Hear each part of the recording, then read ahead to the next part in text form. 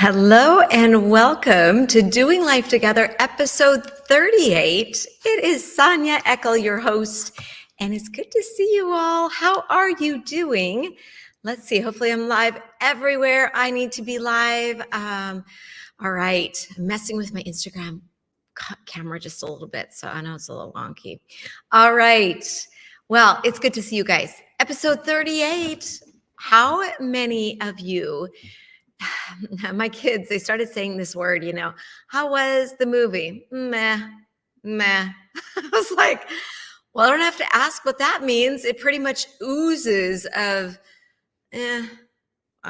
like that low energy. It is like what super low energy word. And so as I was praying over this episode, I felt actually today, God was like, ask them if they are tired of feeling meh. I was like, ooh, that's good. Because I think way too many of us are living in a state of meh. We're not really super inspired about much of anything. I don't know. I mean, I hope that's not true. And certainly I hope it's not true in every area of your life, but it's worth the conversation, right? How is it we've gotten ourselves in this uninspired state as a collective human race? Now, it's not across the board. There are some very, very inspired people, but it's an interesting question, right? I do not believe humans were meant to exist in a meh state. All right. I actually think we were supposed to be on fire for life. I think we were supposed to be so lit up. And as believers in Jesus, for my fellow believers, we're supposed to be shining out love, joy, like this incredible, anything but meh energy, right? Because that's one of the privileges we have when we accept the gift of Jesus. Then his spirit comes and dwells in us. And we get to live in that space. We get to live in his power, not our own. So why is it that we as a collective human race have most of us have at least one area of life? Now, maybe you don't. And if you don't, yeah, that's awesome. But think about it. Let's just be honest, because that's what this Doing Life Together thing is like we're just sitting at the table and we're just shooting straight. Are you feeling kind of meh about something in your life? And why I ask is I think awareness is the first thing, because even just by its nature, meh, like sneaks up on you because it's so low energy. You almost don't see it coming in. And next thing you know, your business, your marriage, your job, your desire to do fun things, whatever, suddenly can just feel meh. Ugh, And so how do we shift out of this state? So the first thing is, I think we do want to look at all the areas of our life and see, am I on fire in this area of my life? So obviously for me, I'm going to start with the big F, faith. Where are you in your faith journey, in your spiritual journey? Are you lit up there? Because to be honest, if you want to get out of the meh and everything else in life, I think one of the first places to make those adjustments is the spiritual space. And then again, because you're walking not in the natural, you're walking in the spiritual at that point. So everything shifts. So I think that's a good place to start. Family. Maybe if you're kind of like, well, maybe it's time to plan a memory together, like do something crazy, save up your money, go on some fabulous vacation, shake it up, go hiking, get out in nature. But the first thing is, if you're rating it, let's go 0 to 10. 0 is meh, like, ugh, not great. And 10 is off the charts. Okay. Now we know that sometimes life is under 0 of mess. A mess should probably be like 5. And then 0 would be awful, something needs to give or something.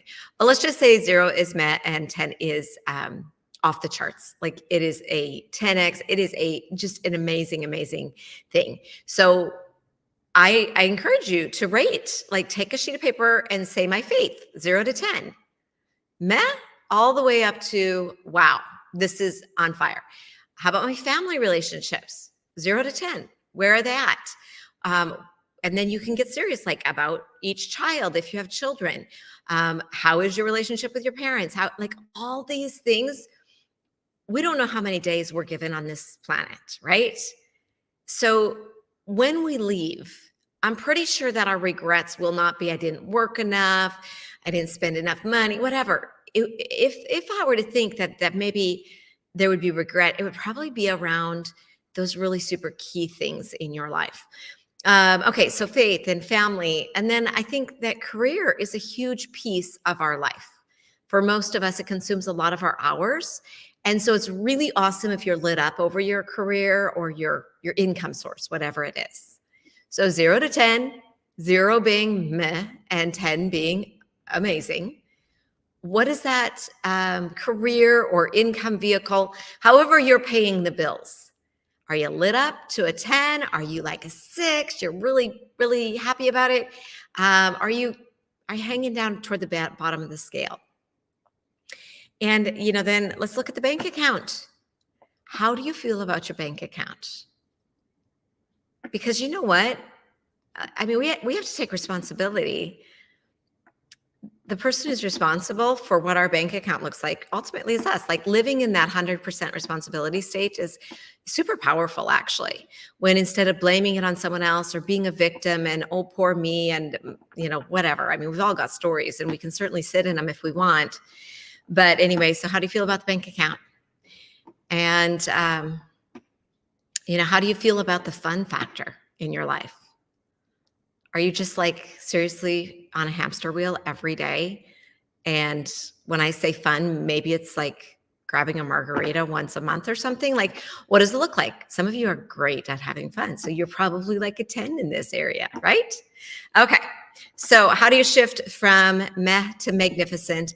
The first thing is you become aware. The second thing is you need to know that meh isn't the requirement. Like you don't have to live out the rest of your days living out a meh marriage, meh job. You know what I'm saying, right? Like that's the first thing, is to know there is a way to transform your life. There absolutely are many ways to transform your life. And by the way, I have to say, how's your health? Because I'm speaking to my fellow ladies out there who are maybe similar age to me. And, hormones are an interesting thing, right? So how is your health? And this is a biggie, because if you're just like carrying on, I've shared with you guys at some point, I think I've talked about, I know I've talked about it, but, I hadn't had my lab work done for like 20 years, had 4 babies, had not had blood work. Well, that's not true. Actually, I think I did have it done once. It was when we were in Sioux Falls, and everything was fine. But anyway, so went in to get it finally, and my iron, my ferritin levels were just bottomed out. I had been oblivious to the fact that the met in my life was that I wanted to take a nap every day. Okay. So like if I had seen that and maybe got my blood work done a little bit earlier, then I wouldn't have taken so long for me to restore my iron levels and kind of get on top of that. So don't put your head in the sand on stuff. You know me, I'm a big believer in, I don't focus on the negative, because I do feel like what we focus on grows, but I'm also a big believer of not putting our head in the sand. Do your research, do your due diligence. It's so important.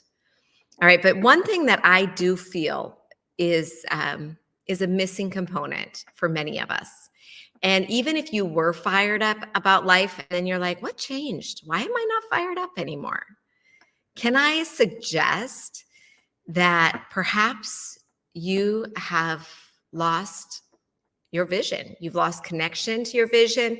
Maybe you never found a vision. Maybe you are kind of still like, I don't even know what I'm doing on planet Earth. Like, what is my calling? What is my purpose here?